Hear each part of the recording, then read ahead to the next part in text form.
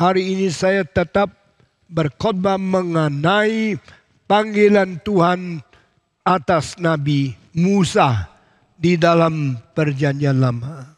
Kita hari ini bicara tentang tanya daripada Musa kepada Tuhan tentang namanya dan siapa dia. Akhirnya jawaban Tuhan merupakan satu jawaban yang tidak pernah ada di dalam sepanjang sejarah. Tidak pernah diberikan kepada siapapun di dalam kalangan agama. Dan kalimat yang keluar dari mulut Allah itu menjadi dasar mengapa kita percaya kepada Dia. Waktu Musa tanya, siapakah engkau? Apakah namamu?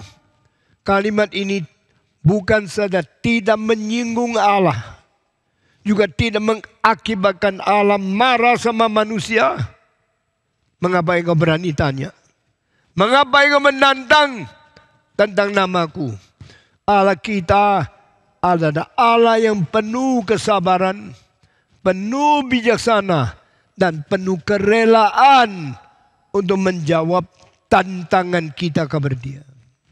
Berbeda dengan semua pendiri agama yang lain. Beda dengan semua nabi dan guru dari beragama yang lain. Tuhan tidak menghindarkan pertanyaan manusia. Tuhan tidak menghina kesulitan manusia dalam iman. Dan Tuhan rela dengan rendah hati, rela dengan tekun dan sabar menjawab pertanyaan manusia. Sayangnya banyak orang tidak pernah berani tanya kepada Tuhan. Tidak berani menantang iman kepercayaan yang mereka tidak sadar.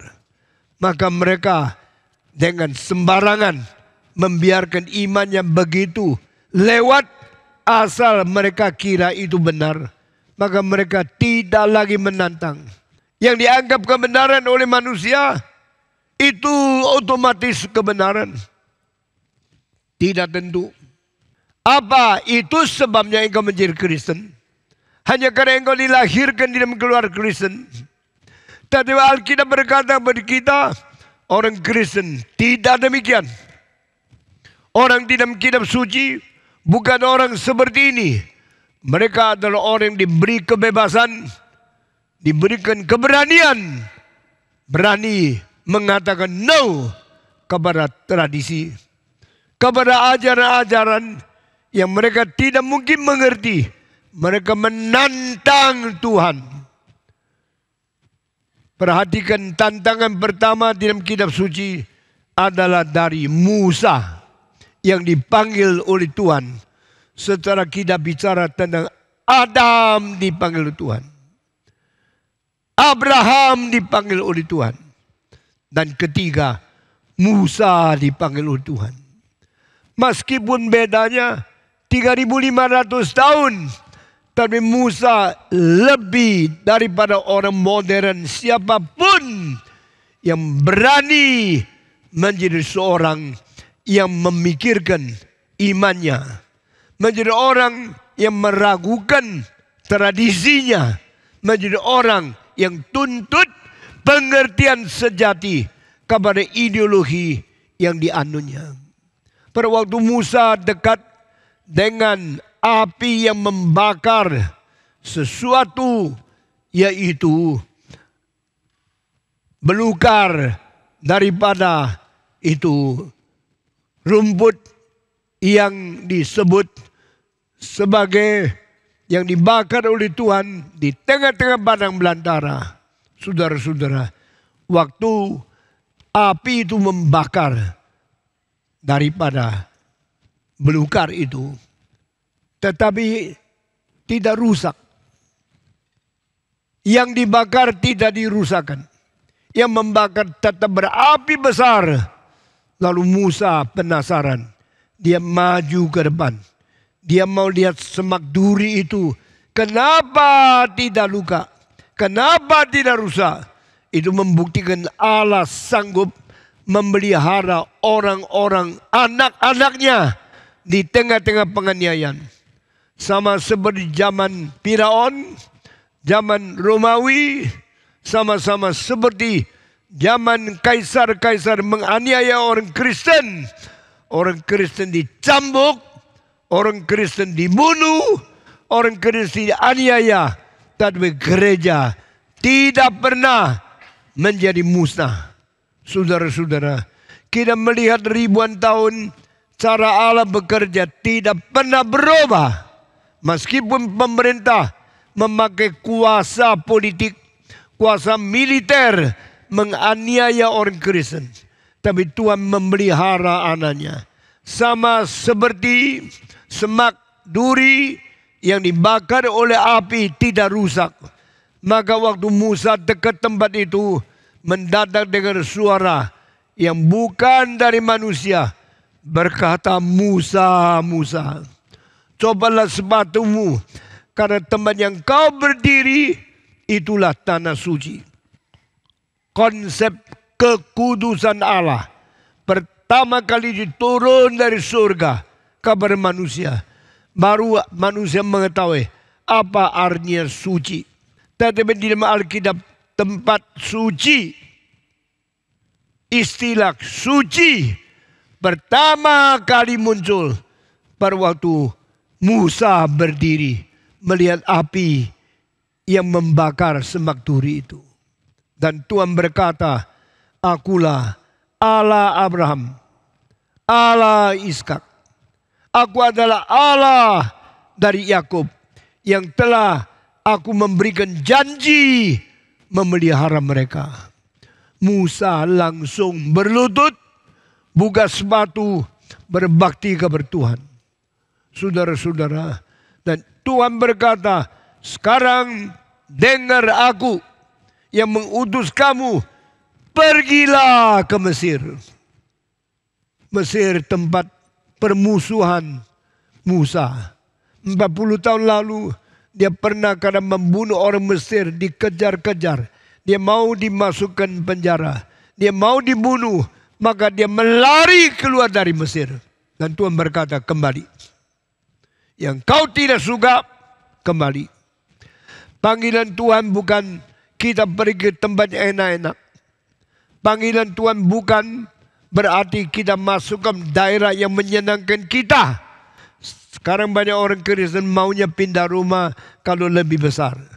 Pindah negara kalau lebih enak. Banyak orang tidak mau tinggal di Asia.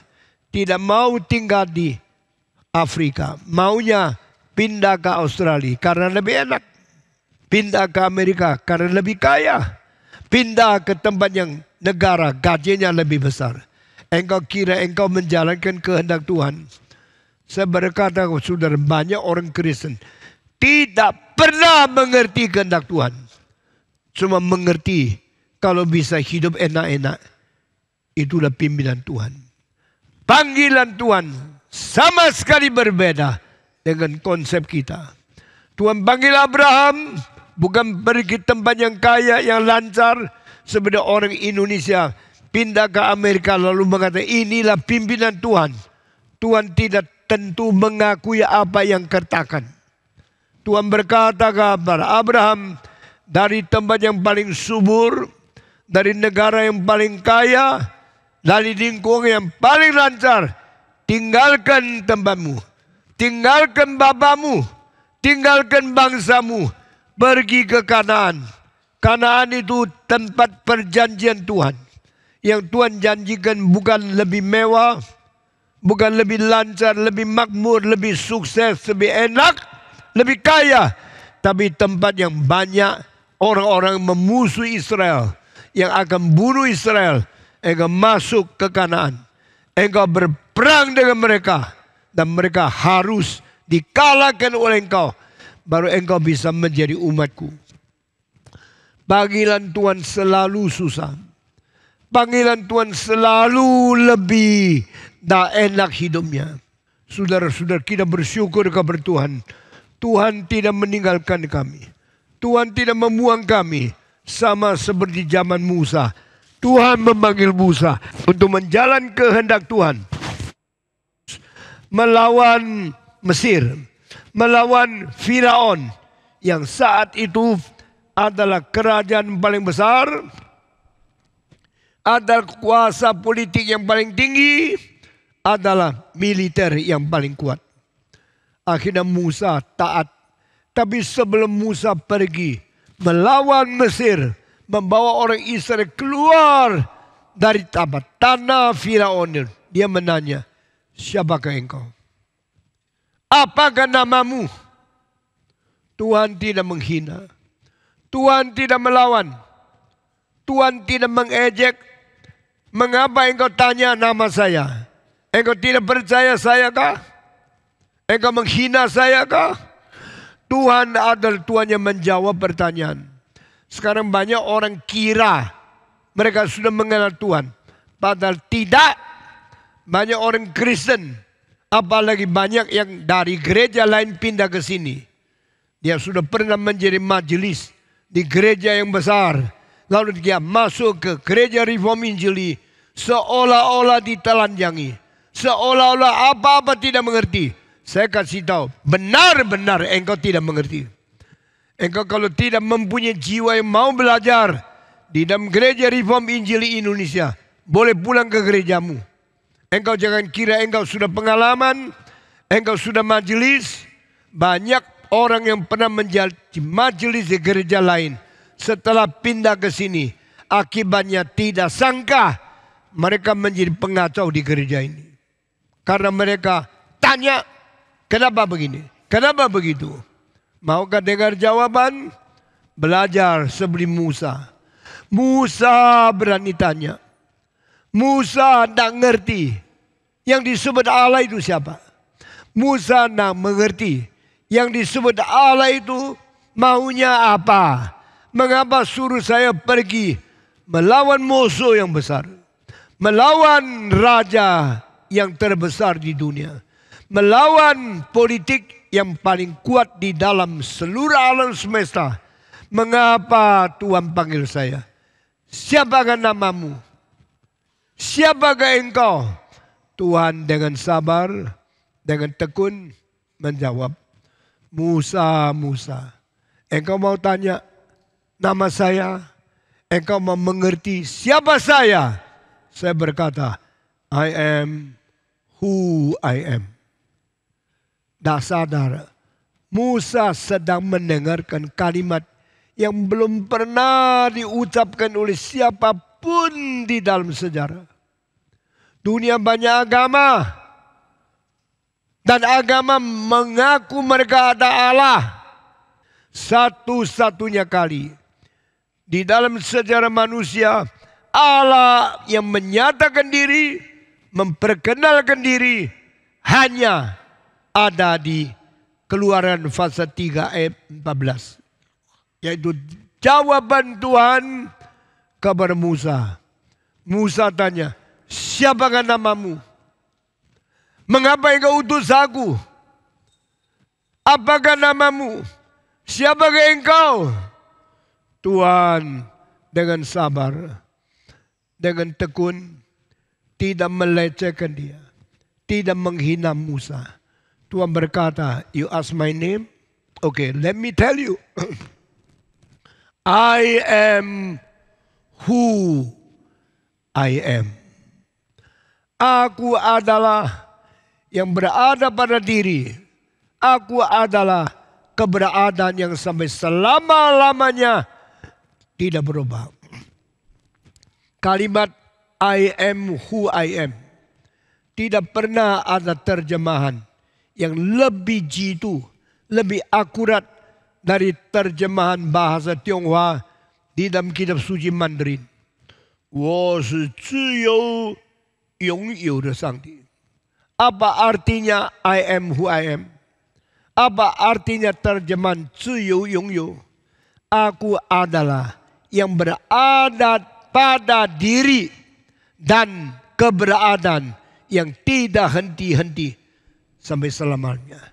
I am the self-existing God and I exist forever and ever, unchangeable, unmutable.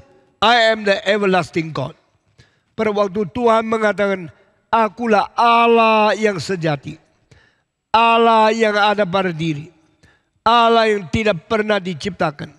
Allah yang tidak perlu dikeluarkan dari siapa. Aku adalah Allah yang ada pada diri saya sendiri. Dari selama-lamanya sampai selama-lamanya. Pengertian ini adalah pengertian yang menerobos. Pengertian yang melawan. Pengertian yang melampaui semua pengertian ilahi di dalam semua agama. Saudara-saudara, pagi ini saya khusus mengkhotbahkan makna ini dengan sejelas-jelasnya. Meskipun kita sudah menyinggung istilah ini 3 minggu lalu, sampai minggu lalu, sampai hari ini, kita tetap berada di dalam menjelaskan pengertian. What is the meaning of I am who I am? Allah berkata, aku adalah yang berada pada diri sendiri di dalam keberadaan. Apanya artinya? Saya berada tidak pakai sumber. Saya berada tanpa diciptakan. Saya berada pada diri sendiri. Dan saya mempunyai kesadaran tentang keberadaan di dalam keadaan saya yang berada. I feel, I conscious, I understand, I myself conscious about my own existence. I am here. I was here. I will never be not here. I will always be here forever and ever. Saya berada dari kekal sampai kekal. Saya berada tanpa dicipta. Saya berada tanpa berasal. Karena saya sendiri ada yang berada dari asal. Saya sendiri ada yang berada pada diri sendiri. Saya berdiri di dalam diri saya sendiri. Saya mempunyai kesadaran tentang keberadaan saya sendiri. Dan saya berada sampai selama-lamanya. Berada seperti hari ini. Today I am here. Today I exist. I will exist every day like today. Yesterday is my today. Tomorrow is my today. I have never changed. I've never mute because I'm immutable. I am unchangeable. So before I am God. Now I am God. In the final years of the history, 1,000 years to come, I am still God. I am who I am. Melampaui semua filsafat, melampaui semua kebudayaan. Inilah satu-satu ayat lebih tinggi daripada semua agama. Karena yang bicara adalah Allah sendiri. Bukan manusia memperkenalkan Allah. Tetapi Allah menyatakan diri sebagai Allah. That is not man who make recommendation, who introduce about the God he is believing. Bukan Allah yang dipercaya oleh manusia, lalu manusia memperkenalkan dia. Sama sekali tidak. Tetapi Allah yang membuat manusia percaya kepada dia, dia sendiri mengutarakan siapakah dia. Saya sangat kaget setelah saya mengenal, saya sadar pentingnya ayat ini. Seluruh hidup saya berubah. Cara berkhotbah, cara bersaksi, cara mengabari Injil, cara berapologet, saya berubah. Saudara-saudara, saya semenjak umur 11 membicarakan tentang Kristus. Kabar teman saya di sekolah. Dan mereka mengatakan, Allah yang kau percaya Allah yang bagaimana? Waktu saya umur 11, saya berkata, Allah yang saya percaya adalah Allah yang berada di dalam diri sendiri. Dan selama-lamanya tidak pernah berubah sampai kekal. Tetap Allah. Mana mungkin? Allah apa itu? Kalau tidak yang mencipta, kalau tidak yang melahirkan, tak mungkin ada satu yang ada di dunia. Termasuk Allahmu. Saya bilang salah. Kalau engkau percaya Allah perlu dilahirkan, maka yang lahirkan Allah lebih besar dari Allah. Itu bukan Allah. Karena kalau ada yang lebih besar dari Allah, berarti Allah itu bukan Allah. Jadi maksudmu apa? Allah tidak perlu dilahirkan. Iya. Allah tidak perlu diciptakan. Iya. Bagaimana dia berada? Saya berkata, dia berada pada sendiri. Waktu saya umur 11, teman-teman saya ketawa sama saya. Stephen Tong ngawur. Dia percaya Allah yang dia percaya tidak perlu dicipta. Katanya segala sesuatu dicipta oleh Allah. Saya bilang tidak. Ada yang tidak perlu dicipta oleh Allah. Apa itu? Yaitu Allah sendiri. Apa artinya Allah tidak perlu dicipta? Saya menjawab, kalau Allah dicipta, dia pasti bukan Allah. Karena yang mencipta dia baru namanya Allah. Kalau begini, Allah yang tidak dicipta, bagaimana mungkin ada bersendiri? Waktu itu saya umur 11. Waktu saya umur 11, saya sudah menerima tantangan seperti itu. Dan saya berkata, coba tanya, 2 tambah 2 berapa? Siapa tidak bisa? 2 tambah 2, 4. Terlalu gampang dimengerti. Saya bilang, kalau begini saya tanya, 2 tambah 2 itu 4.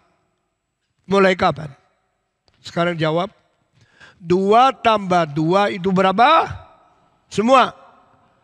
2 tambah 2 adalah mulai kapan? Mulai 5 tahun lalu? Kalau mulai 5 tahun lalu, berarti 1 tahun sebelum 5 tahun, 2 tambah 2 bukan 4. Tetapi 2 tambah 2 adalah 4. Sejak 1000 tahun lalu, 4. Sejak 50.000 tahun lalu, 4. Sejak 100.000 tahun yang lalu, 2 tambah 2 itu 4. Murid-murid sekelas sama saya mulai diam. Mereka mengatakan, kalau begitu Stephen Tong mengatakan sesuatu yang ada benarnya, kita tidak bisa jawab. 2 tambah 2 itu 4. Kenapa tidak perlu dirubah? Kenapa tidak perlu dicipta? Kenapa tidak perlu dimulai dari ajaran yang lain? Tidak perlu. Karena dia memang sendirinya adalah kebenaran. Kalau kebenaran itu sendirinya adalah kebenaran. Kalau kebenaran itu tidak perlu disebabkan oleh yang lain, sendiri sudah kebenaran, maka jangan anggap yang ada pada diri itu tidak mungkin. Yang ada pada diri harus mungkin. Dan yang ada pada diri tidak perlu dicipta. Tidak ada fondasi lain. Karena dia adalah kebenaran itu sendiri. Jadi maksudnya apa? Maksudnya Allah itu ada kebenaran. Maka Allah tidak usah ada sumber. Allah tidak usah dicipta. Allah sendiri ada kebenaran dari permulaan segala sesuatu sampai selama-lamanya tidak berubah. God is Himself, the truth forever and until forever and ever. From beginning, no other exists. He exists already. He is the one who caused Himself existence. God's existence is from He Himself, and God's existence will not be affected by any other and become non-existent. Allah berada pada diri, dan Allah akan menjadi yang berada pada diri tidak berubah. Sampai selama-lamanya tetap tidak berubah. Sampai kekal dia adalah diri sendiri. Itu artinya I am who I am. Saudara-saudara, kalau engkau mengatakan saya Stephen Tong, I am who I am, langsung teorimu hancur. Karena engkau 15 tahun yang lalu tidak seperti ini. 15 tahun yang lalu saya umur 69. rambut masih hitam, kelihatan masih kuat, mempunyai gaya yang sangat besar untuk berkhotbah. Tetapi sekarang saya sudah umur 84. Saya perlu tidur yang cukup supaya bisa khotbah dengan kekuatan yang tidak layu. Saya baru Senin lalu ada di Bandung. Selasa lalu ada di Makassar. Rabu lalu ada di Ambon. Kamis lalu ada di Ternate. Jumat lalu ada di Manado. Sabtu pagi pulang ke Jakarta. Sabtu malam ada di ASC. Hari Minggu ada di sini.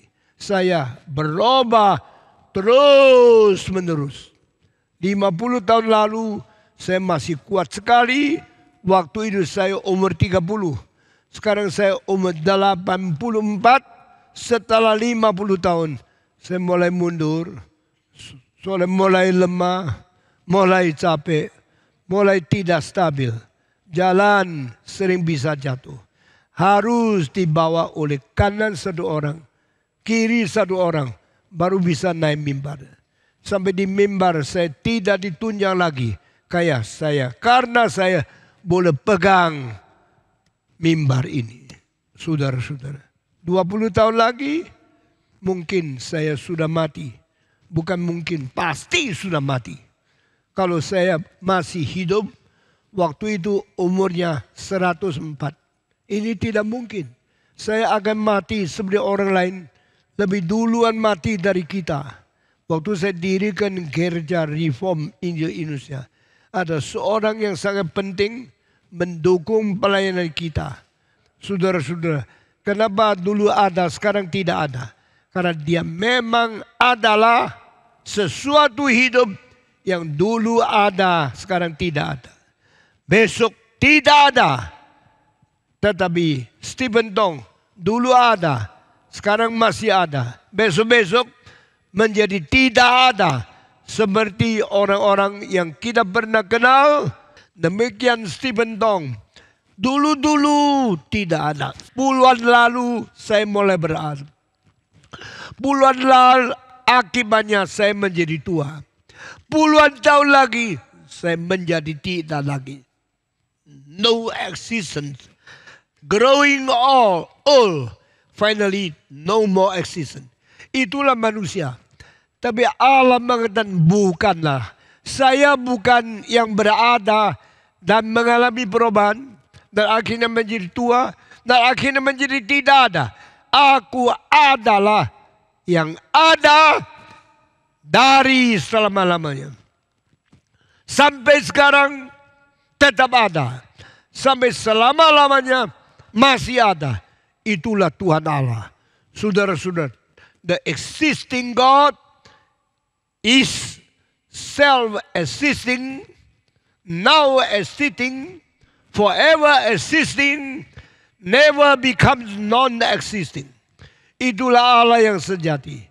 Maka pada waktu Allah memanggil Musa, dengar kalimat di bawah ini, panggilan kekekalan tiba kepada manusia yang tidak kekekalan. Dengar sekali lagi. The everlasting God is now giving the calling from eternity to people who is not eternal. Yang dipanggil bukan kekal. Yang dipanggil manusia yang bisa mati. Manusia yang bisa tua. Manusia yang bisa lewat. Tetapi panggilan dari Allah yang tidak mati. Yang tidak tua. Yang tidak lewat. Memberikan perintah kekekalan kepada manusia yang hidup bisa tua. Yang hidup bisa mati. Yang hidup bisa tidak ada. Musa mendengar. I am who I am. Now I call you. Go to Egypt. Enter into the palace. Talk to the Pharaoh. Let my people go. Jadi setiap orang yang menerima panggilan harus sadar dia menerima panggilan dari Allah yang kekal untuk kita menjalankan rencana yang kekal di dalam keadaan sementara. Stephen Tong tahu saya hidup hanya sementara. Mungkin 2 tahun lagi. Mungkin 5 tahun lagi. Engkau datang ke gereja Reform Injili. Engkau cari Stephen Tong. Majelis akan berkata, he is no more. He is gone. He is dying. Dia sudah mati. Dia tidak ada di sini. Engkau, wah, saya kecewa. Saya datang dari jauh-jauh. Sampai di Kemayoran mau ketemu Stephen Tong. Dia sudah mati. Jangan heran. Karena Stephen Tong manusia yang bisa mati. Bisa tidak ada. Tapi engkau waktu datang di sini. Cari Tuhan. Tuhan tetap ada. Amin. Tuhan tidak berubah. Tuhan ada. Lalu mengapa Stephen Tong menjalankan kehendak Tuhan? Karena Tuhan mau pakai rencana yang kekal, memakai manusia yang tidak kekal untuk menggenapi rencana Tuhan yang tidak berubah dari kekal sampai kekal. Yaitu pengabarkan Injil, yaitu pemberitaan firman, karena firman Tuhan selama-lamanya. Tuhan selama-lamanya. Rencana keselamatan selama-lamanya. Itu adalah sebab semua mahasiswa yang sekolah teologi, engkau sedang menjalankan perintah Allah yang kekal di dalam hidupmu yang hanya sementara, tidak kekal. Itu sebab orang Kristen mengetahui kita sedang menjalankan rencana Allah yang kekal. Kita sedang menempuh kekekalan Tuhan dan rencana kekekalan Tuhan di dalam hidup kita yang sementara tidak kekal. Waktu Tuhan bicara sama orang Israel, Tuhan bicara sama nabi-nabinya, dia mau memakai mereka untuk mengerjakan sesuatu hal yang kekal. Saudara perhatikan berapa tahun terakhir terjadi mujizat yang besar di Indonesia. Tapi Tuhan sedang membangkitkan anak-anak muda yang sanggup, yang berani, yang bermutu iman untuk melakukan penginjilan di Indonesia. Bukan murid-murid kita, bukan pendeta-pendeta kita. Mereka orang biasa, orang yang sangat hebat. Tapi Tuhan panggil anak-anak muda yang berani mengabari Injil, berani menjunjung tinggi Yesus. 68 tahun yang lalu, saya umur 16. Saya berkata kepada Tuhan, tolong jawab saya. Karena saya bingung, saya ateisme, saya tidak percaya Allah. Apalagi percaya Yesus Kristus. Saya menerima evolusi. Saya menerima ateisme. Saya menerima materialisme. Saya menerima komunisme. Tuhan, engkau adakah? Kalau engkau betul-betul ada, jawab pertanyaanku. Sama seperti Musa berani tanya Tuhan. Saya juga berani melawan Kristen. Melawan gereja. Melawan kitab suci. Dan minta Tuhan jawab pertanyaan saya. Tuhan sangat sabar. Tuhan sangat tekun. Dia tidak menghina saya. Dia kirim orang. Dia memberikan buku. Saya baca. Saya dengar khotbah. Akhirnya saya berubah total. Saya sadar saya perlu Tuhan. Akhirnya saya menyerahkan diri menjadi hamba Tuhan. Saudara-saudara, itu sudah 68 tahun yang lalu. Berdoakan supaya Tuhan bekerja. Sehingga pekerjaan Tuhan terus menerus bekerja di dalam sejarah ini. Saudara-saudara, I am who I am.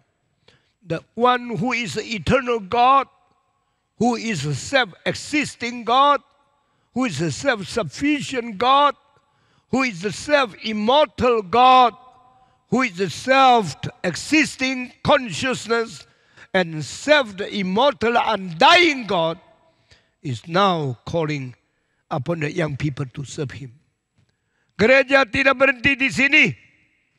Gereja akan terus-menerus menjadi saksi Kristus di bawah panggilan Tuhan. Akhirnya banyak pemuda yang disiapkan menjadi hamba Tuhan, yang bersedia mati untuk Kristus. Hari ini saya khotbah sampai di sini saja. Tuhan memimpin kita, memberkati kita, memberkati Indonesia, memberkati gerejanya di Jakarta dan sekitarnya menjadi saksi Kristus yang hidup. Mari kita tunduk kepala, kita masuk doa. Saya minta Pendeta Raharjo naik ke atas, pimpin kita berdoa untuk menutup kebaktian pagi ini. Tuhan bicara sama kita dan Tuhan memberkati kita masing-masing. Mari kita semua tunduk kepala, kita berdoa bersama-sama. Kami bersyukur jikalau pada pagi hari ini kami kembali diingatkan Allah seperti apa yang kami sembah. Dan biarlah dalam hidup kami pun mencerminkan hal ini. Ajar kami untuk tidak sekedar melihat hidup kami di masa yang sementara ini, tapi kami boleh melihat kepada rencana kekal Tuhan yang sudah Tuhan persiapkan bagi kami dan bagi gereja Tuhan. Kiranya Engkau yang terus memakai kami menjadi saksi Tuhan bagi dunia ini. Terima kasih Tuhan untuk firman-Mu. Di dalam nama Tuhan Yesus kami berdoa. Amin. Amin.